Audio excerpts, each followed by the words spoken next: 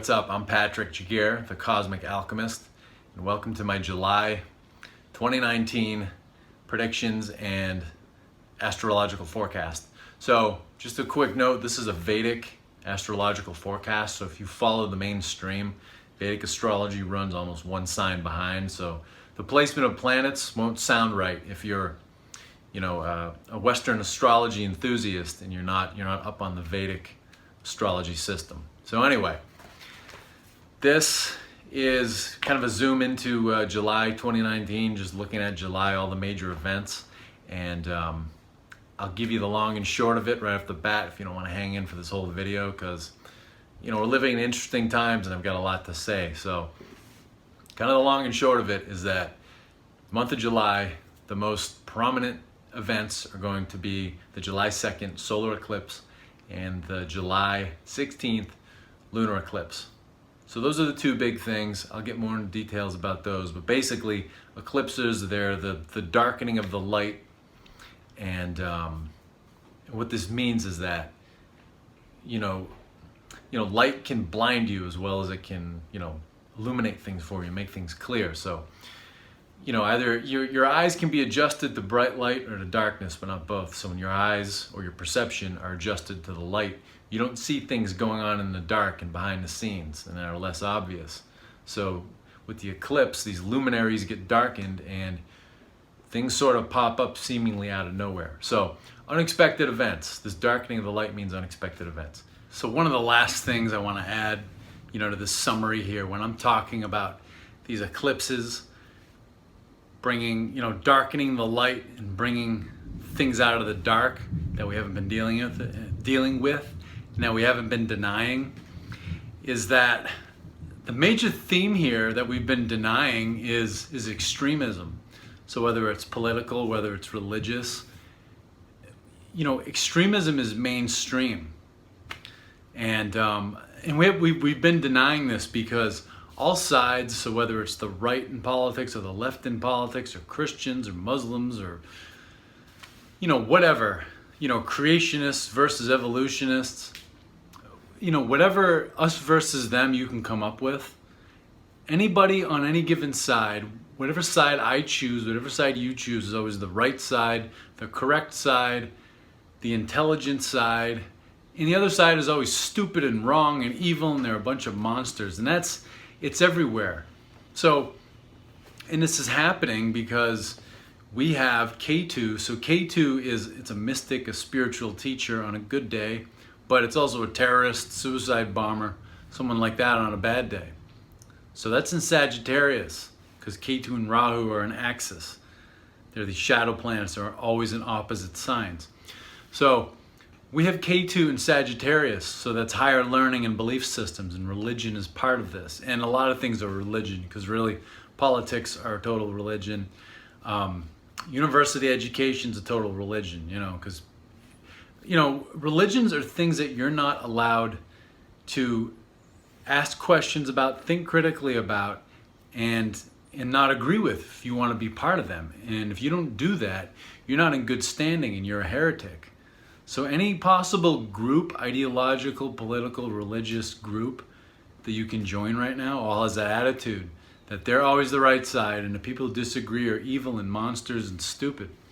So we've been in serious denial about this because everybody in the world right now talks a big game about unity, especially in politics, left and right. They're all talking about unity. But their version of unity is that when everyone agrees with us, we're going to be united. So they all want to crush the people who disagree with them. And there's nothing high-minded about that. There's nothing spiritual about that, because really spirituality is all about bringing opposites together. Opposites are not supposed to be things that fight for dominance. So if you're someone who's on the political left or right, it's not about dominating the people on the other side, it's about working with them. Because really spirituality is about bringing complementary opposites together, because they're complements, they're not opposites, they're complements. So it's about bringing these complementary opposites together and forming something greater. And this is how this is how things work. This is how relationships are supposed to work. Marriages, they're supposed to be complements, but they do turn into opposites. And especially when you look at religions right now, you look at politics, the two opposing sides, it's total dysfunctional marriage. They either forgot how to complement each other, or they just never did in the first place. And when the whole thing got started, each assumed that they would dominate over the other side. So, and even when things are dysfunctional, they still work as complements. Because when you take the whole political thing, the right is the muscle, and they're the tough ones, and their sense of value and their sense of worthiness is, a lot of times military service. It's being tough. It's being aggressive. The right does aggression. The left doesn't do aggression. The left is passive aggressive because they're brainy. But they need the right to do the aggression for them, and the right needs the left to do the brainy stuff for them. So they still fit together even though they're dysfunctional. And they blame each other for everything, and that's, dysfunctional relationships, they blame each other for everything.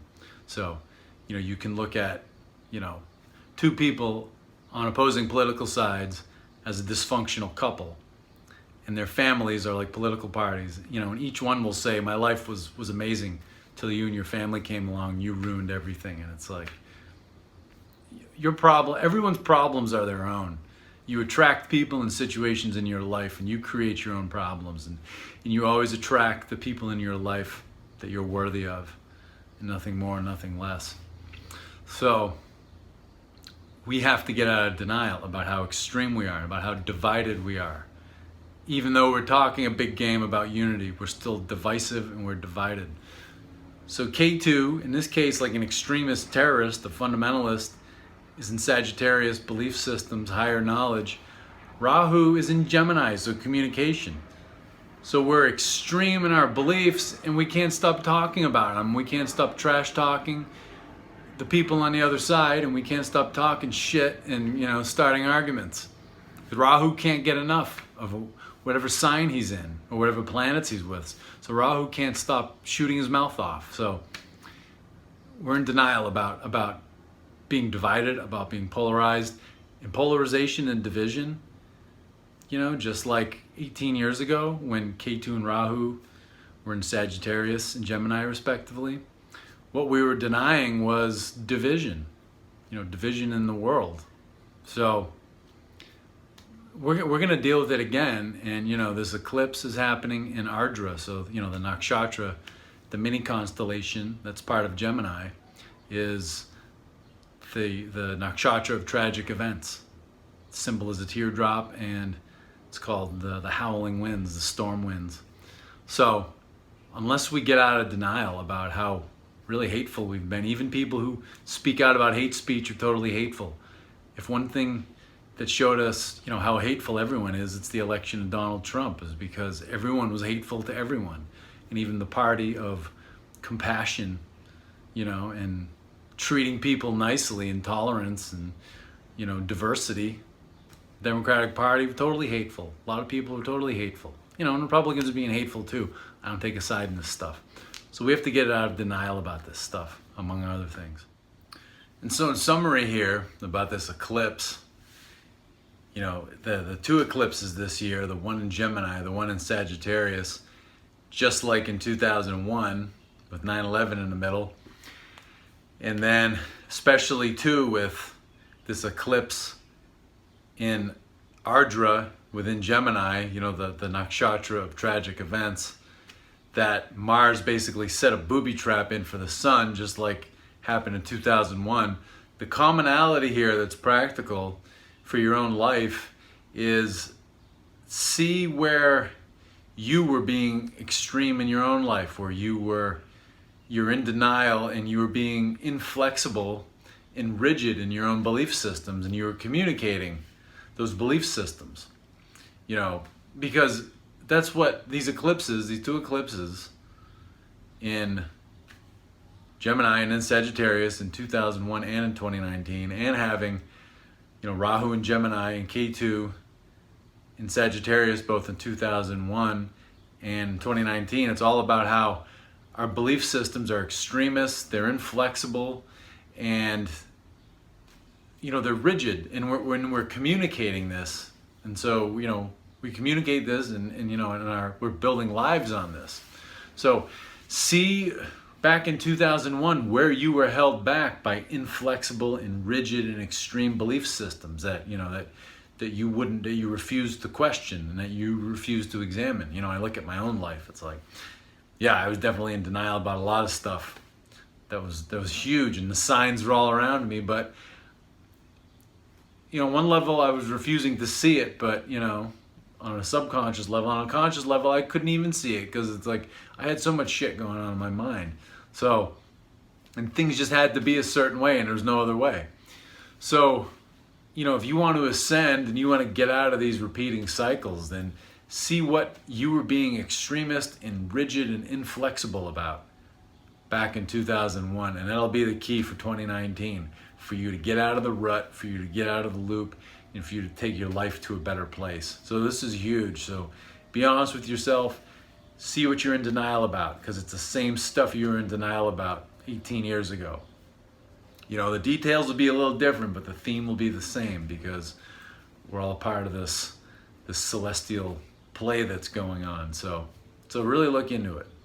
And another thing too, we're gonna have definitely it's gonna be a hot summer. It's gonna be a humid summer, flooding, because you've got Mars in Cancer, which is a water sign. Mars doesn't like being in Cancer. It's debilitated. So definitely humidity, flooding. We're seeing flooding in the heartland, in the southeast of the United States, and elsewhere in the world too. You'll see it. And then we've got Mercury in Cancer too, and Mercury's going to retrograde this month. And Mercury is basically, Mercury's the intellect, so you can see it as an intellectual person, very intellectual person. It's also trade and commerce, and with an intellectual person, Mercury being in the sign of Cancer, which is emotions, how you feel, they don't like dealing with emotions. A lot of very intellectual people, by and large, they don't like talking about emotions. So it's like putting, someone with like an 80-pound brain on a therapist couch and asking them to talk about emotions. And it's like, they don't want to do that. They feel like it's a waste of time. Mercury likes facts and data and likes to sort out details.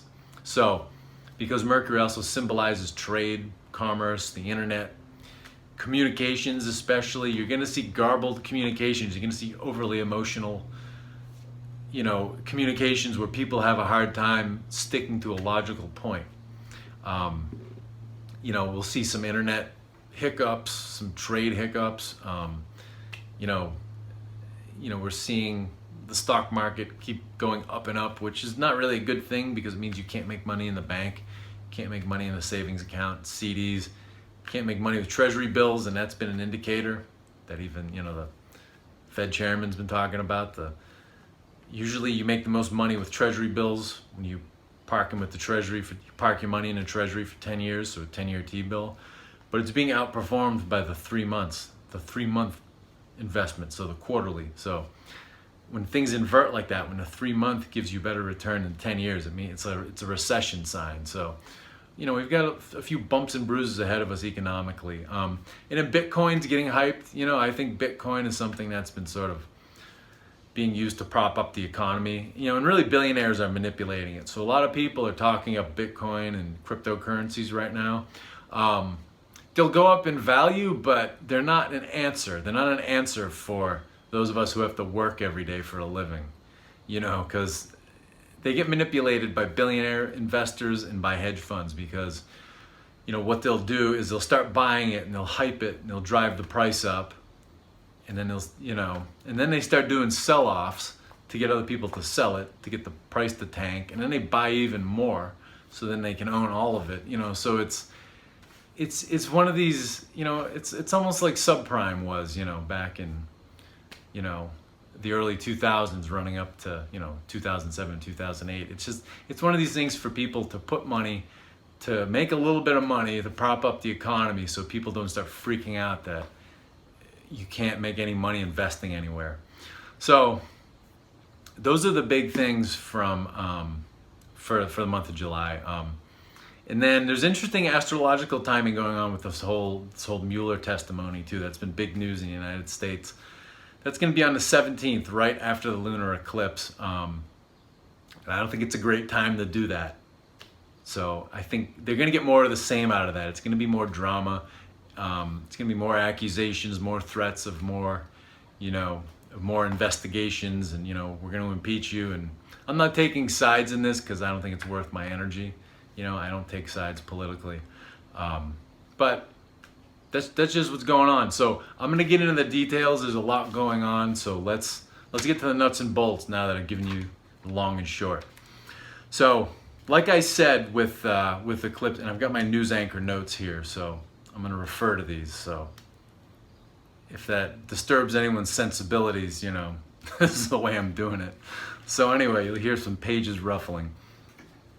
So eclipses, like I said, the two eclipses, solar and lunar, most prominent events this month. Darkening of the light. So, in the New Age, we talk about, love and light, and those are great things, but, light is not always a good thing because light can be used to hide things from you, to blind you. And really, we use light to hide things from ourselves. We kind of, nobody wants to be miserable. No one wants to deal with miserable, depressing topics all the time, but it's just something we have to do sometime. You have to deal with the dark. Life is a balance between dark and light, but we have a tendency as human beings to not want to deal with unpleasant things. So we favor the light a little too strongly. So our eyes or our perception gets adjusted to the light. And it's like this physically. It's like if you're in a well-lit space and you walk into a room that's almost pitch black, you can't see anything for a while because your eyes have to adjust. So our perceptions are like this too. If all we look at is, just happy, fun, light topics, and we don't want to deal with anything dark, then when we do have to look at dark, we get all freaked out because our minds aren't adjusted to it. So, when you go from a brightly lit room to a pitch dark room and you can't see, you're blind. So, having been in the light obscures things from you when you get into the darkness. And it works the other way too. It's like, if you wake up in the middle of the night and you turn a light on, you're blinded for a minute because the light blinds you. You could see some things in the darkened room because your eyes were adjusted, but when that light comes on, you're blinded. So you can be blinded by light, or you walk out of a dark building into the bright daylight. You can't see anything. You might as well be going into a darkened room because your eyes aren't adjusted. So this is the concept behind eclipses. So you get these luminaries, you get the sun and the moon.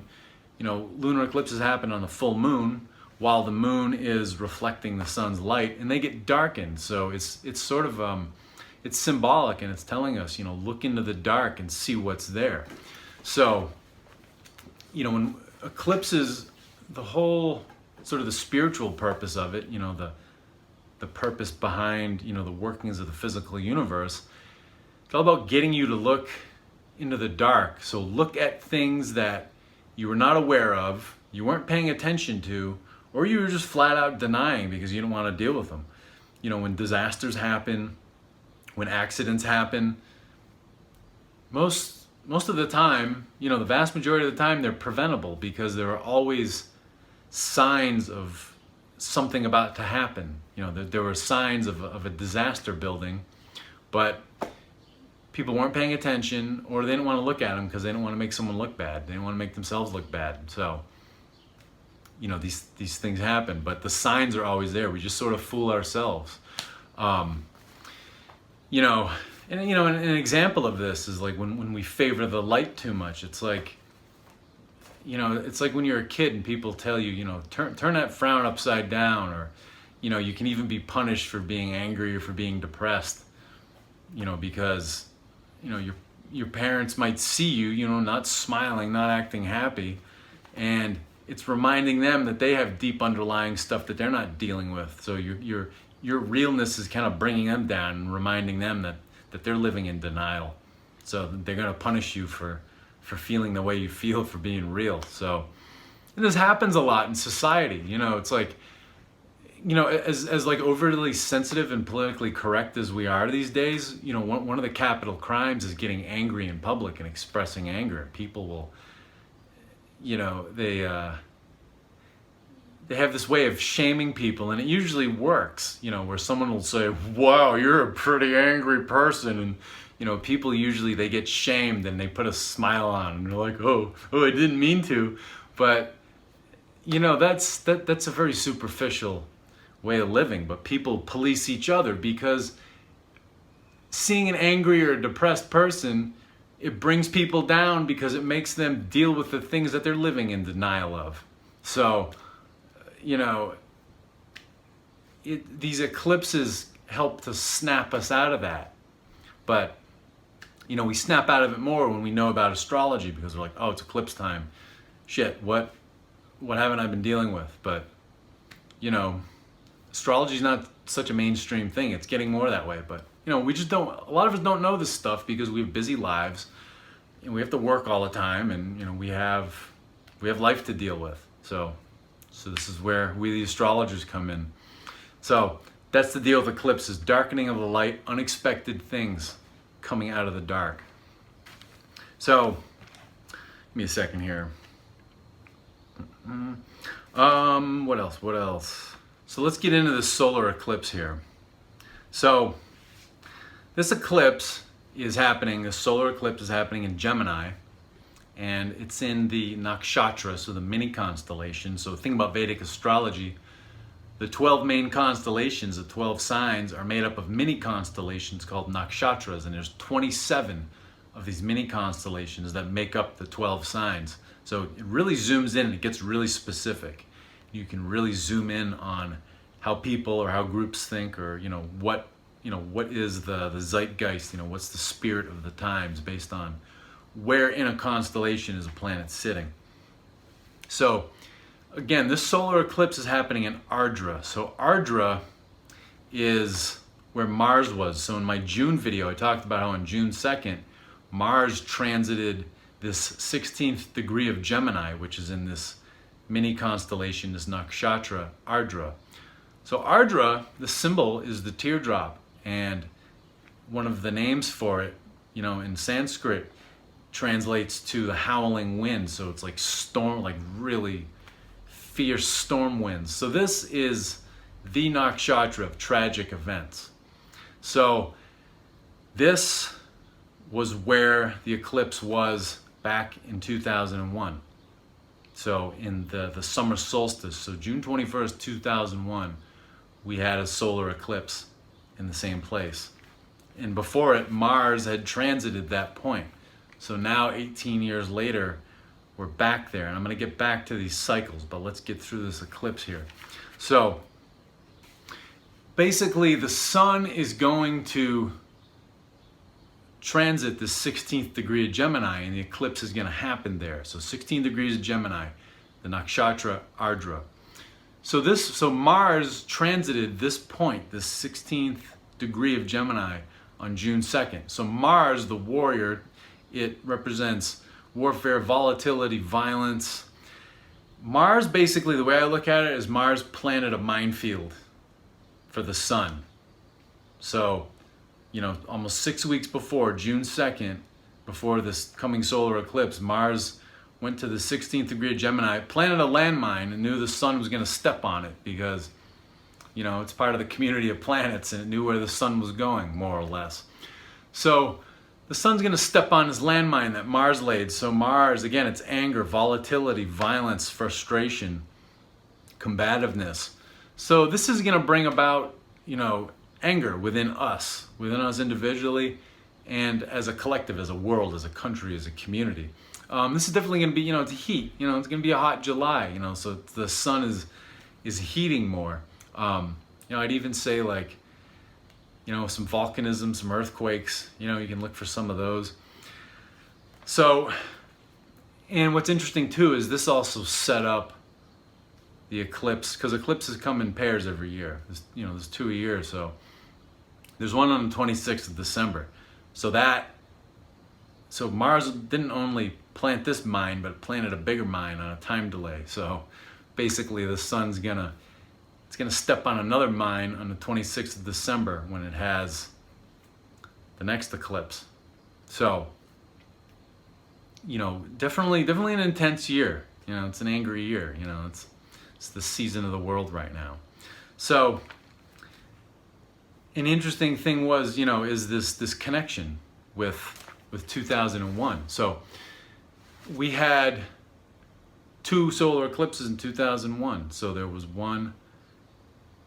one in Gemini in the summer in 2001, June 21st, and then there was the one in Sagittarius in December of 2001. So it's just like this year. You get solar eclipse in Gemini, solar eclipse in Sagittarius, because they're opposite signs.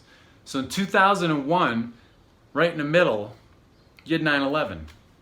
So right between solar eclipses. So pretty interesting. So, you know, it's not an easy summer. It's not gonna be an easy year. And this solar eclipse is gonna set the stage for 2020. February 2020, definitely some big events, but the stage is being set here. These things take time. You know, the eclipses symbolize and represent things, but they don't happen instantaneously. It's not like a light switch. It's like the changing of the ages, you know, like Pisces to Aquarius. It doesn't happen instantly. It's sort of like a fade out, fade in. So, you know, otherwise on this eclipse, you know, as far as planetary placements, you've got in Gemini, you've got Venus, Sun and Moon, because Sun and Moon are in the same degree during a solar eclipse, and you've got Rahu. So, you know, Venus is all about sensuality. It's about pleasure. It's about relationships. It's about sexuality. It's about creativity. But it's also about, you know, it's love, admiration, adoration. You know, it's these things that you get out of relationships with other people. And then Rahu is like a bottomless pit. Like Rahu's like obsessive, compulsive. It's just like, so when you combine it with Venus, like Rahu just wants attention, it wants admiration, it wants adoration, it wants support, it wants love, you know, it wants affection. So it's like a creepy, obsessive lover. So it's interesting that during this time, the Democratic primary debates started. You know, the election cycle happens earlier and earlier every year, so this is when they started it. So I'm not bagging on them, I'm not bagging on the Democrats, but you've got 24 people. It's like a giant circus of a primary. So, you know, they're almost, and Venus symbolizes creativity. So you can think of like actors and actresses. So when there's a casting call for a movie, all these people show up for the casting call, but only one person's gonna get the part.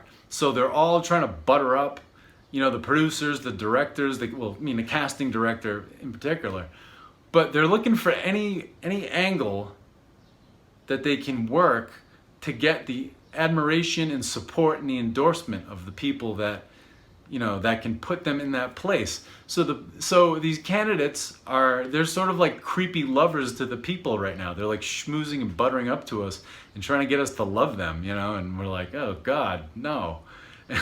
And they're doing this to their investors too. You know, they have corporate sponsors. I mean, that's who tells the politicians what to do. So they're buttering up to sponsors right now, and they're buttering up to, you know, different special interest groups and organizations. So these 24 candidates, it's like a bunch of greedy performers all trying to get the part, and they'll do anything it takes to get it. So, and they're basically saying like, love me,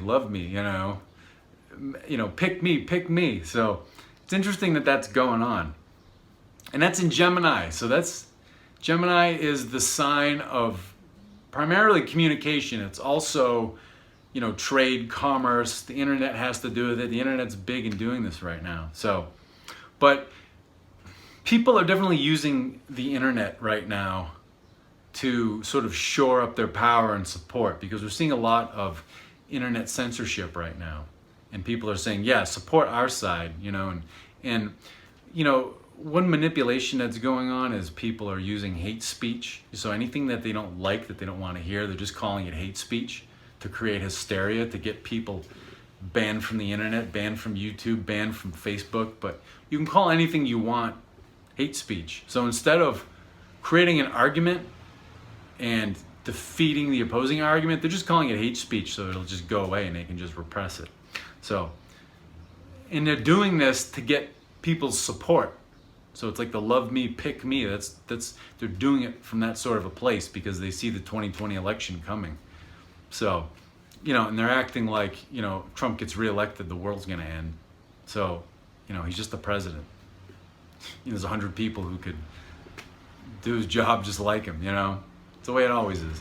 So now let's move on to the sign of Cancer, so the next sign over. So Cancer it's a sign of nourishment. It has a lot to do with emotions, intuition, but absolutely emotions. It's a water sign. So in this sign, we have Mars and we have Mercury. So Mars on the eclipse day, Mars at 6 degrees, Mercury at 9. Neither of these planets enjoy being in Cancer because Cancer is all about emotions. Mars is a warrior. Cancer is Mercury is an intellectual. So neither one of them want to talk about emotions. Mars it's a warrior. It's very, very macho. It's a macho type warrior. There's different types of warriors. It's a macho warrior, think of like captain of the football team, something like that. So doesn't want to talk about emotions, feels like he's wasting its time and just sitting there on a couch getting angry and frustrated. And, Mercury is the intellect. It just wants to do data, it wants to do facts, it wants to sort details, doesn't want to talk about emotions. So they're both there. When you put those together, you get angry communication, especially with Mars at the lower degree because it's influencing Mercury. So it's very angry, frustrated communication. In sense, it's in the sign of Cancer. Mars is debilitated, Mars is weak, and Mercury is uncomfortable. So the intellect doesn't want to deal with emotions. So Mercury is off balance, and Mercury is also communication. So you get angry, frustrated communication that's overly emotional, and it lacks sort of intellectual order.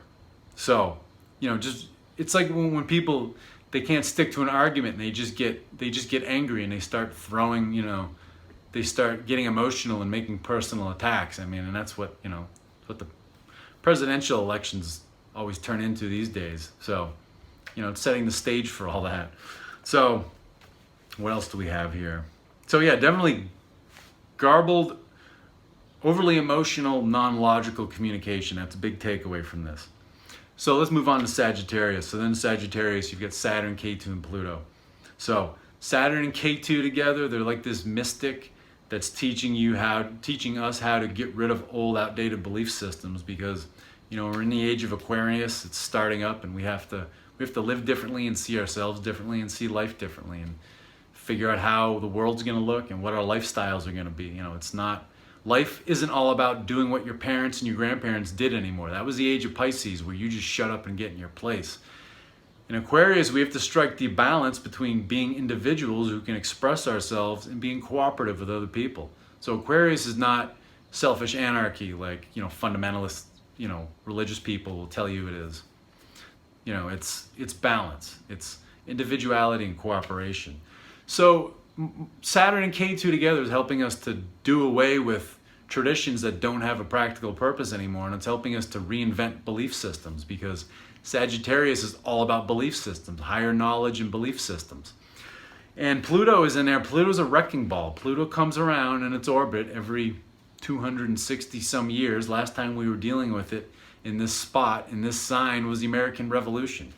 So some old belief systems had to be done away with and new ones had to be invented and implemented.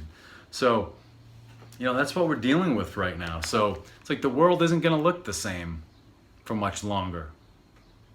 And you might not recognize it, in a short time. So things are definitely changing. And so Sagittarius, opposite this again, is Gemini. So this angry communication is sort of fueling this whole process, and it's influencing this whole process of, getting rid of the old belief systems and creating new ones. And so in this whole process of changing belief systems is shining back at Gemini, the house of communication, and fueling that, the kind of angry communication, frustrated communication coming out of there. So a lot going on here. But a big takeaway about the eclipse too, and this was in my eclipse video, is that, when it comes to these belief systems, we're very very polarized right now, and really extremism is mainstream because people, everyone knows people who they'll hear someone talking and they're like, well, I found out my family member or my friend voted for Donald Trump and I just can't talk to that person anymore. On the other side of the coin, they're saying, well, my so-and-so, my friend, my family member said they're going to vote for Elizabeth Warren and I just can't talk to that person anymore. So, we have to remember that extremism is mainstream right now. And really, just like 2001, us not dealing with polarization and division will bring about these potential tragic events because, we have K2 in Sagittarius, the sign of, these belief systems. So, we're sort of back where we were, and we're going to have an eclipse in Sagittarius in December. So it's cyclical. We're back to 2001 again. So if we want to avoid what happened in 2001, we got a greater sense of unity in 2001, but it came with a lot of baggage. The country was never the same again. So if we want to avoid that, we need to work together, and we need to see that we're not so different. So that's a big thing here. So as far as the eclipses go, I just real quick, I just want to talk about, how the cycles go. So every 18 years, this Rahu Ketu axis goes to the same places. So, in Rahu and Ketu, they're sort of a package deal. Rahu is the head without the body, and Ketu is the body without the head. So Rahu is obsessive, has all the desires and wants and ideas in the world, but no body to experience them and gratify them. And Ketu is it's a healthy body without a head. So without desires, the desires are in the head. So without desires, there's no agenda. And Ketu is just about spirituality. So, and they're always in opposite signs. So, when you go back, and it takes Rahu and Ketu 18 years to do a full circuit of the zodiac, full cycle around the zodiac. So last time they were in this placement was 2001, and we had those eclipses. So out of our denial came terrorism. We weren't only denying division back then, but the Western world has been prosperous because for the last 70 years, because we've basically been at war for the last 70 years, and that's the thing we've been denying. We haven't been wanting to deal with. People just say, well, that's so far away. What does that have to do with me? Well, if you live in the U.S., Europe, Canada, Australia, it's like you have a high standard of living because there's like perpetual warfare going on. So that's the thing we have to deal with. So anyway, 2001, you had Ketu and Rahu in Gemini Sagittarius. You had 9/11, right in between the eclipses. You go back, 1983. And it's not always exact, but about 1983, you had AIDS came out. The medical and scientific communities couldn't ignore it any longer. They had to admit to it that, we've got this new virus. We don't know what it is. We don't know how to treat it. 18 years before that, you got 1965, and that was the build-up to Vietnam. And people made a lot of money off that. And, Vietnam it happened because people's belief systems drove the whole thing. Because, the Cold War wasn't really about ideology. That's just what they motivated the people with. The East, the Soviets and the Chinese used communism as their unifying belief system. And then the West, used capitalism and democracy and all that stuff. And they told the people that's what this Cold War is about, and what these little proxy wars like Vietnam, Afghanistan are all about. But it was about resources because the US in the West and the Soviets and the Chinese were competing for resources. But people weren't going to go to war so that companies within these countries could grab oil and metals and things like that, and make money. So they had to give people a reason to do it. So they used belief systems. So And for Vietnam too, you couldn't have Vietnam without getting JFK out of the way. So that happened in late '63 as these events were approaching. And then '64, you had the Gulf of Tonkin incident, which the Pentagon has even admitted that they faked the whole thing. The U.S. Navy ships weren't really attacked by the North Vietnamese. They just, people in high places, you know, running companies, running banks wanted to have that war. So they used the military to get it to happen. You know, wars aren't about what they say they are. They're about resources. So you go back 18 years before 1965, you get to 1947. So you've got the formation of the Pentagon, CIA, NSA.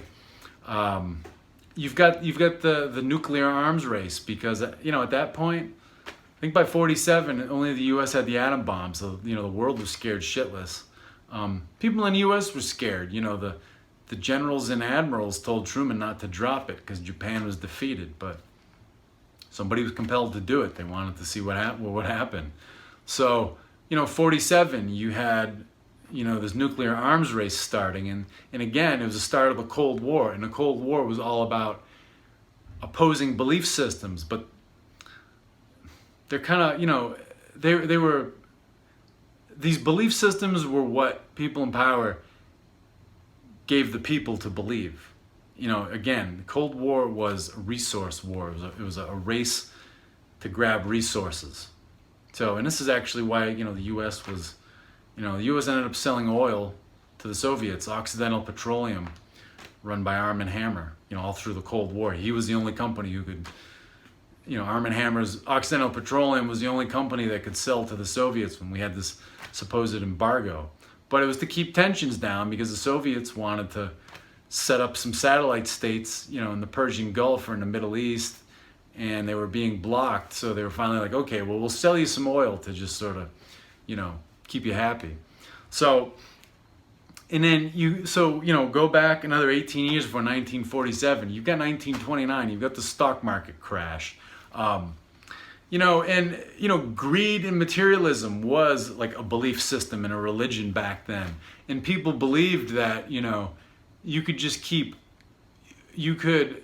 pumping up the stock market without any consequences. What does that sound like? We're up to like 25,000. You know, a soaring stock market is always led by a recession or a depression. But, you know, back then they thought they could just keep it going up, and they were you know, doing stuff like derivatives. Like, you know, a stock is a bet on how a company is going to perform, and a derivative is a bet on a bet. It's a bet on a stock. So they were doing stuff like this in 1929. They had this belief system that, you know, as Wall Street, they were invincible, you know, and they paid. So, and you could go back every 18 years and you could find some events like this. So I could just go on, and I'm going to stop it. So let's go on to the lunar eclipse. So, lunar eclipse we have. Okay. So that, again, that's July 16th. The maximum for that is about 5:30 in the p.m. East Coast time of the United States. And so pretty interesting chart here for the maximum of the lunar eclipse. So in the ninth house is the highest house. It's the temple. It's like the spiritual temple. It's like Jupiter's spiritual temple. Ninth house is all about spirituality. So in the ninth house, you've got Cancer. So Cancer is, it's nourishment, mother, home, but it's emotions. Very emotional. It's a water sign. So in Cancer, you've got a Mercury in retrograde at 7 degrees. So Mercury in retrograde, garbled communications, you know, sort of misconnections, internet hiccups, and then even, you know, economics, trade, you know, some difficulties with trade. And the thing about Mercury retrogrades is that it's not a great time to initiate things. You know, you have to live your life, and you have to do what you have to do, but if you can help not drafting and signing a major contract or having some big business meeting or, you know, starting a new project, you know, it's best to put it off, but, you know, you have to live your life, and, you know, it's not the end of the world if you do, but it's just not optimal. So in Cancer, you get that Mercury retrograde, 7 degrees, so it's the planet with the lowest degree, and then you've got Mars at 15. So this Mercury retrograde is now affecting Mars. So Mars is all about your actions, about your initiative, about your vitality. So again, Mars doesn't like being in Cancer because it's emotions and it's a water sign, and Mars is fiery. So Mars is, it's at a weak point. It doesn't have a lot of push. So, like I said before, look for, kind of difficulties in the real estate market, because Mars is all about territory and land and real estate. And, so since Mars is action and initiative, and, Mercury retrograde is, kind of this, it's like a misfire, actions will be misfiring because, like a Mercury retrograde is kind of sabotaging it a little bit. And then we go to the 8th house. So the 8th house it's kind of the underworld. It's the things in the dark. It's all the stuff under the rug that people don't want to deal with. It's things people are denying. So we're back to denial again. So, and the sign there at the maximum of the lunar eclipse is Gemini. So Gemini, communication, commerce, and it's sort of like interacting with other people too, neighbors, friends. So in the 8th house, so the house of the underworld, secret things, hidden things, repressed things that are, we're denying. You get the sun in 29 degrees. So, it's like this old, it's kind of this elderly, mature sun. And you've got Rahu at 23 degrees, you get Venus at 22 degrees. So, Rahu and Venus here again, it's like this, it's this unquenchable thirst for like adoration and support and admiration and attention, and sun is the ego. So, to me, what's going on here is, since the sun it's had this eclipse, it's been past the 16th degree of Gemini in Ardra, the nakshatra of tragic events. Sun's angry. It's like this old, cranky, angry person. But then, with this influence of, Venus and Rahu, it's like also like wants you to be on its side. So there's going to be definitely, angry and frustrated communication going on here, and about underlying issues because it's in the 8th house, and it's going to be about communicating these underlying issues. That's the other thing, but it's going to want everybody's support because this Venus Rahu combination is at a lower degree and it's influencing the sun, and the sun, among other things, symbolizes our egos. So it's like our ego is going to be like, hey, here are the underlying problems. And I want you to be on my side about these. And, so again, it touches on our polarization and our extremism. You're either on the left or the right. And, whatever side I choose or you choose is the good and righteous and right side. And whatever side the people who disagree with you on are evil and they're monsters and they're horrible people. So it's showing us how extremist we're being. So, and we want everyone to love us for it and be on our side. So, kind of funny. So then, in the 2nd house, across from that's Sagittarius. Those are belief systems. So, higher knowledge. So you've got the moon there, and then you've got Pluto, Saturn, and Ketu. So this whole thing with Saturn and Ketu chopping down the old belief systems, building the new ones, Pluto knocking down the old ones, that's still going on. But now the moon's there, and the moon is at the 29th degree of Sagittarius. And so again, Sagittarius is belief systems and higher knowledge, but then it's in the nakshatra of Uttarashada, and it's in the first quarter of Uttarashada, so this nakshatra, this mini constellation. Uttarashada 1, it's all about you practically implementing and applying higher knowledge. So collectively and individually, it's something we want to do. And that's the thing, people in government are always talking about that. They're always talking about lofty ideals and intellectualism and how intelligent they are and how stupid their opponents are. So everyone is making themselves look like that they're in possession of the highest, wisest knowledge, and you need to back them to implement it. So that moon with this, that says it has this higher knowledge and this wisdom, again, it's being looked at from the 8th house, from Gemini, where this Venus-Rahu combination is. So like it's begging for your support and your attention, even though it's trying to look very official.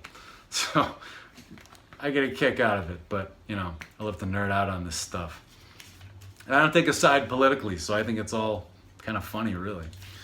So, because, you know, when you look at Congress, you look at government, you're dealing with the people in student council in high school who are begging for your vote. You know, and Barack Obama did pretty recently, he was doing an interview and he talked about, you know, his experiences from being a community organizer up to a president. You know, and he talked about how on every level, everyone's the same. You know, he said when you're a community organizer and you're dealing with city aldermen in Chicago, you know, and you say, well, what a bunch of knuckleheads. Let's go to the state legislature. And it's like, well, in the state legislature, it's the same knuckleheads. And then you go to U.S. Congress and it's the same people. And you go to UN and it's the same people. And they're having these, on all levels, they're having these petty squabbles and they're being egotistical and they're begging people to admire and support them. So I'll put a link to that segment from that interview down below. It's a good one.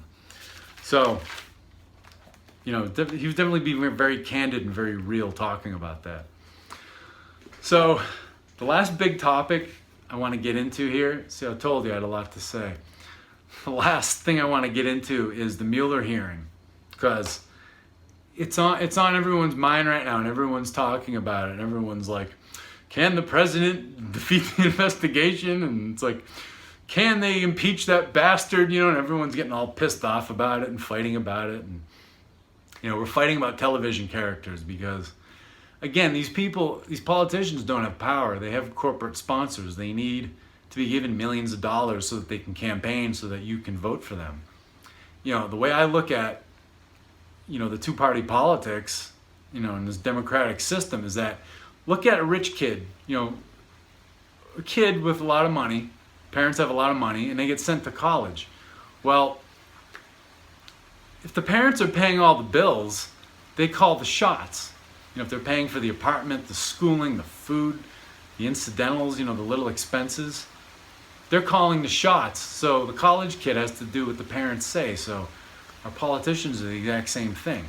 So they're not as powerful as they seem, but they drag us into this big drama. And really it's a distraction because, you know, big business who owns these people is just buying up and taking control of more of the world while they have this theater. So, and it's totally scripted, you know. If you understand things like, you know, like the Kabbalistic tree of life with the two pillars, with the red and the blue pillar, you can predict what these people are going to do, but, you know, it takes some study. So anyway, my theme for the Mueller report, like I mentioned earlier, it's more of the same. He's going to get in there and they're going to ask questions and the takeaway is going to be no different. I think he's being brought in to testify because nobody in government reads anything.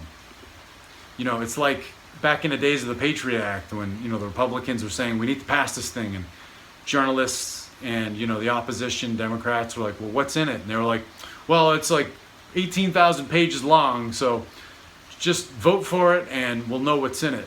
And then back during the Affordable Health Care Act, you know, which, like the Patriot Act, had all these little, you know, sidebars in it that had nothing to do with the bill. You know, when people were saying, well, what's in this Affordable Health Care Act, you know, shouldn't someone read it? You know, no one had read it. People in Congress were like, well, we haven't read the whole thing, but you need to support it and vote for it. And you can look it up. You know, Nancy Pelosi was saying, well, let's vote for it and pass it so we can find out what's in it. So it was just like the Patriot Act. So this Mueller report is 400 pages. It's redacted. There's shit blacked out from it because they have to protect confidential intelligence sources. They don't want to expose people who are undercover, who procured information for the investigation. So it's a frustrating thing to read. So I don't think anyone's read it. So they just want to bring him in there to get a summary of what he already wrote.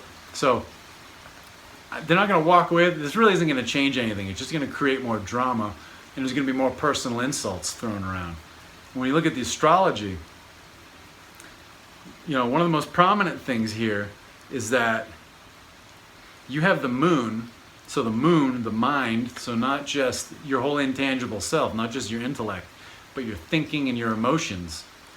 You have the way you relate to the world. So you've got the moon in the 6th house. Now, I did this for 10 a.m. on July the 17th. So by 10 a.m., the hearing will be going. All the blustering and grandstanding by the Democrats and Republicans will be out of the way. And he'll probably just start talking. So I figured that was a good time. That the meat of the hearing would just be kicking off. So you've got the moon in the 6th house in Capricorn. So the 6th house is the sign of conflict, disease, debts, and litigation. So, and the moon, it's at 8 degrees. So with the moon in this placement, 6th house in Capricorn, when you want to look at the nakshatra, it's that Uttarashada, but it's Pada 4. It's the 4th quarter of Uttarashada. So the 4th quarter is, it's sort of the un-Capricorn, even though it's in Capricorn. So Uttarashada 4, like if you were gonna put an archetype on it, like a personality, it's like kind of like a creative boss. So it's like a boss that really wants to know how you're doing, really wants to know how he or she can help you do your job better, and it does nice things for employees. Takes employees out to dinner, gives them nice incentives and nice perks for good performance, in their work. So it's all about kind of just like doing good things for everyone. So it's not like the rest of Capricorn, where Capricorn is all about authority, because Capricorn is the sign of government, and authority, and and Capricorn can be very domineering, and authoritarian. So Uttarashada 4 is it's like a boss who's got his or her heart in the right place. So, when we look at this, I see the people who are litigating this whole thing, who are arguing about this whole Mueller business, as they've got their hearts in the right place, but the 6th house is the toughest place for the moon, because the mind wants to, it doesn't want to fight necessarily. It's like no one wants to fight. It's unpleasant, and it's all about just doing 6th house is all about doing unpleasant things. Man, we got some good thunder going here. I think I've got the blessing of the thunder god here. So I think Thor's endorsed this video.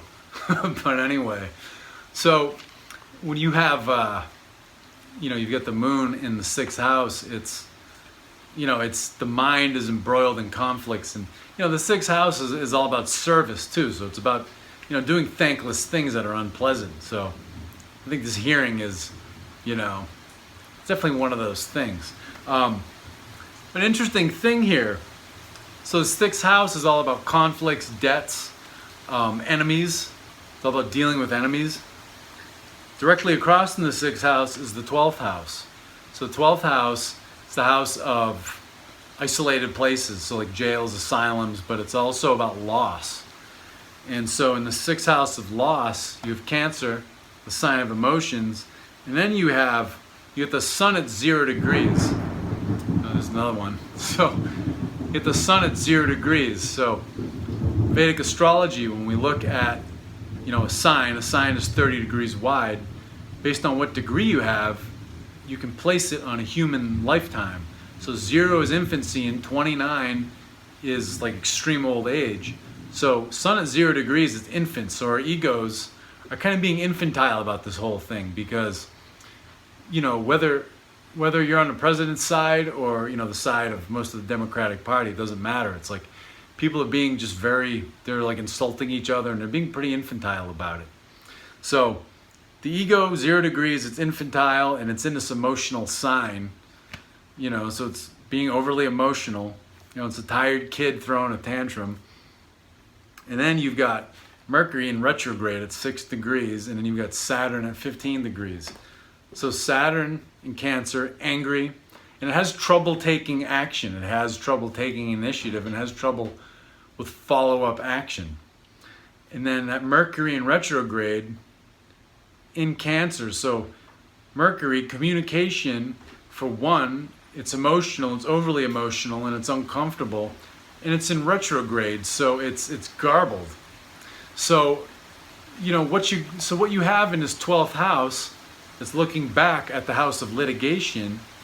You basically have kind of juvenile, garbled, angry, frustrated, and overly emotional and non-logical communication. So the way I look at this is that this type of communication is going to cost the moon back in the 6th house where it's litigating. It's going to cost it a victory because lawyers depend on communication to win.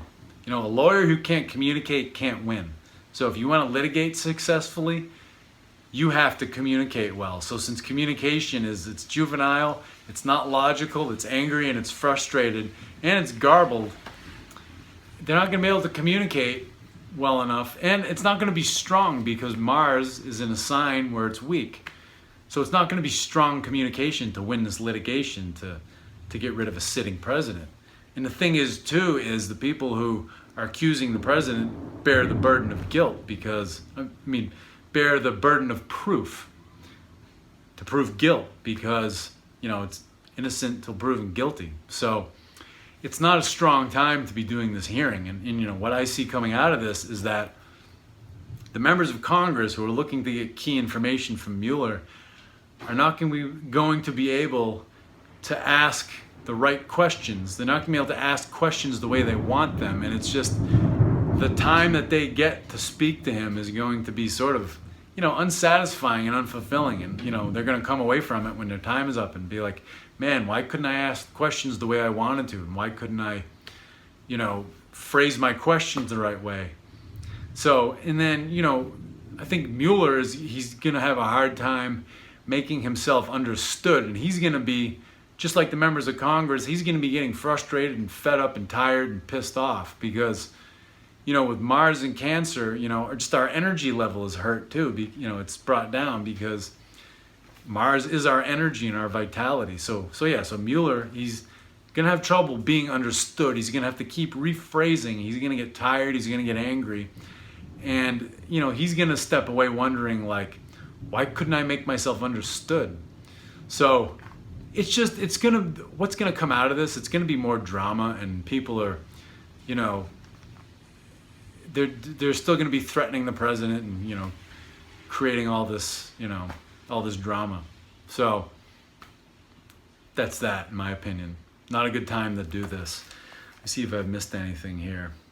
And then again, in the 11th house, so at the time when, 10 a.m., when his hearing's going, in the 11th house, you've got Gemini. And in Gemini, you've got Rahu and Venus both at 22 degrees. So right on top of each other, 22. It's a magic number. It's 2 times 11. And 11 is a magician's number. So Gemini is all about communication. And the 11th house is all about large groups. It's about the people. It's about we the people. So the people, people in power will be communicating with the people at large, but it's going to be Rahu and Venus together. So it's this creepy, obsessive lover who's like, love me, pick me, love me, support me, get on my side. And so it's, it'll be a bit of like kind of a dog humping your leg. And both sides will be doing this, not just the people going after Trump, but, Team Trump will have a quality of this too.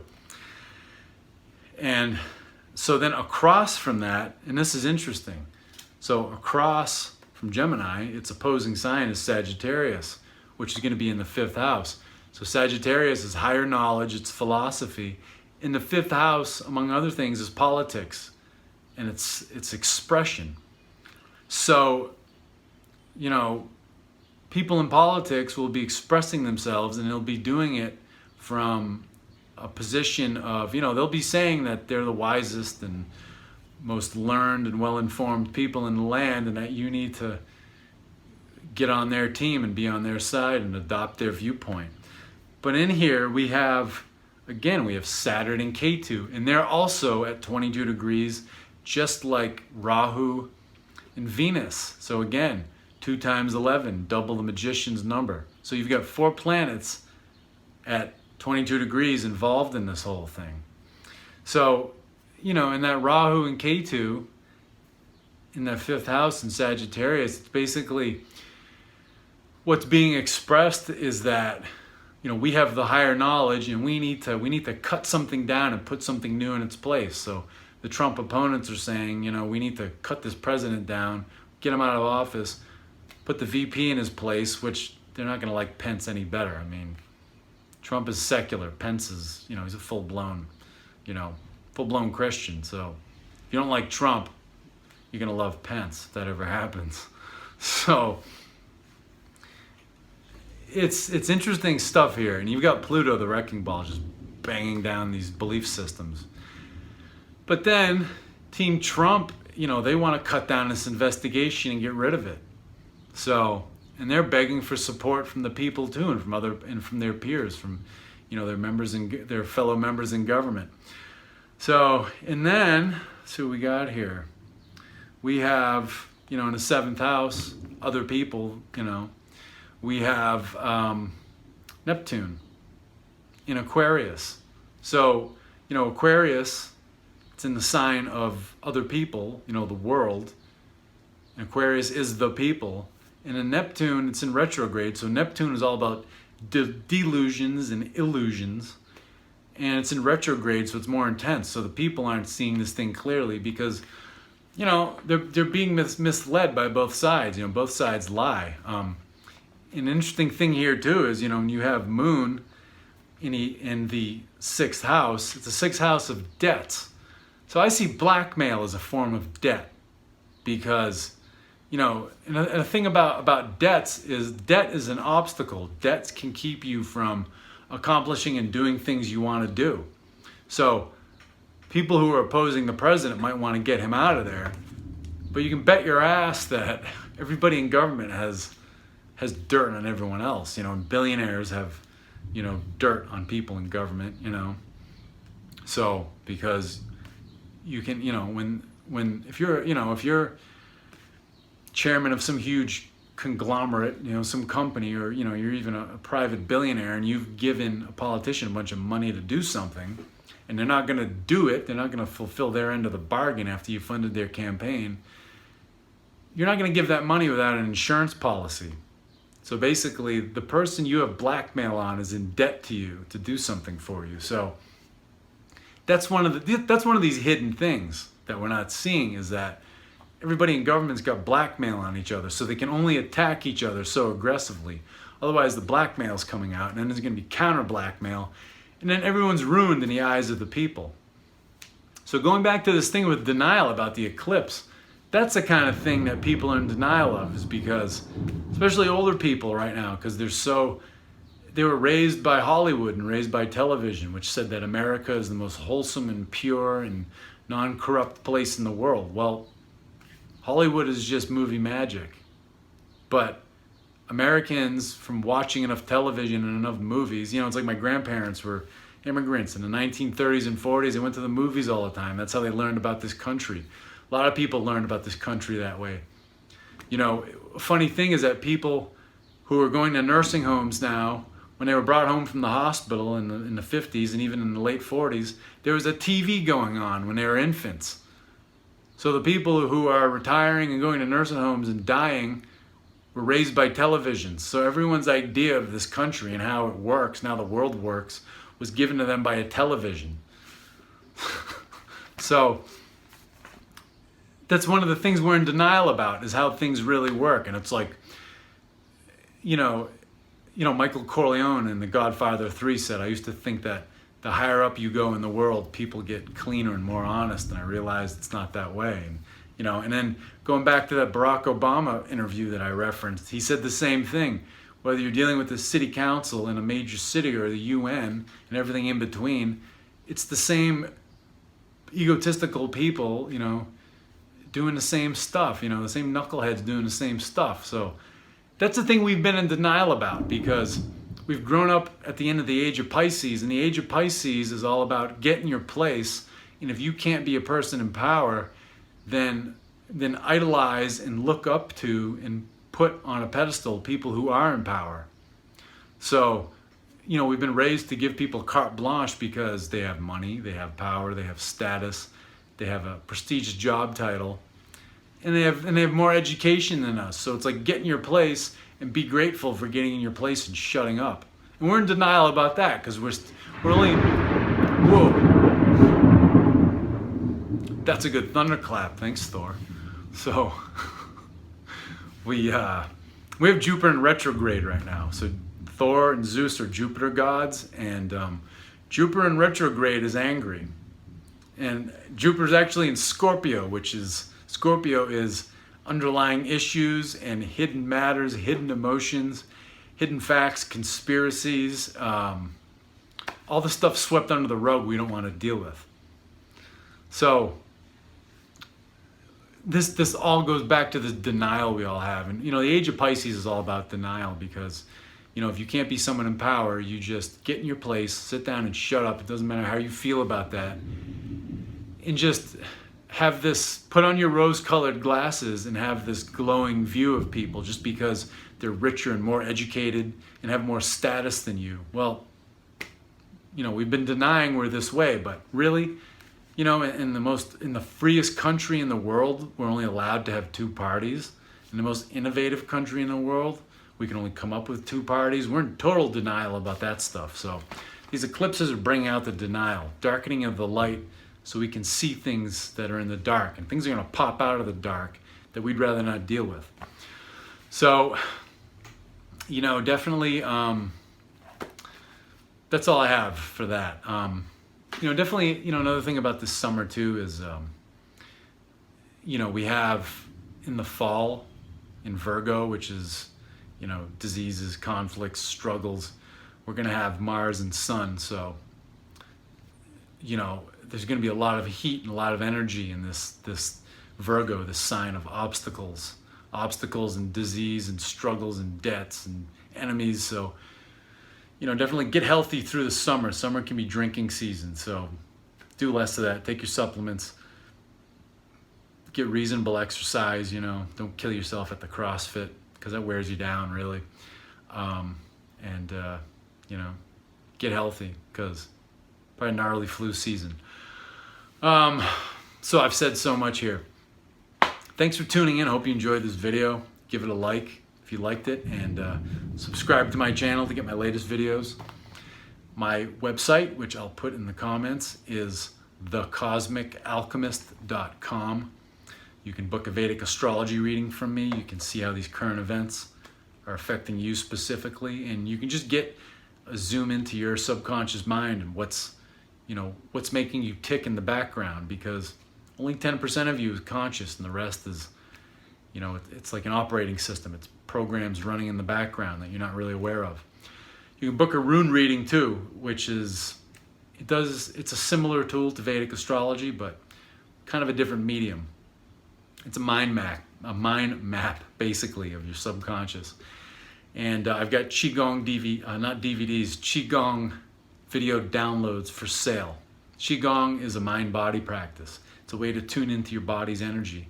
And again, to tune into your subconscious mind. The big thing with tuning into the subconscious, if you want to take your life in a new direction, do something new, get out of an old rut, you've got to change your attitudes, because your belief systems, what you believe yourself and the world to be, is based on attitudes. When you build new beliefs, then you can do things differently. You can build a new life. So these are great transformational tools. So thecosmicalchemist.com, I have a summer sale. Coupon code SUMMER, you can save 25%. So thanks for tuning in. I'll talk to you later.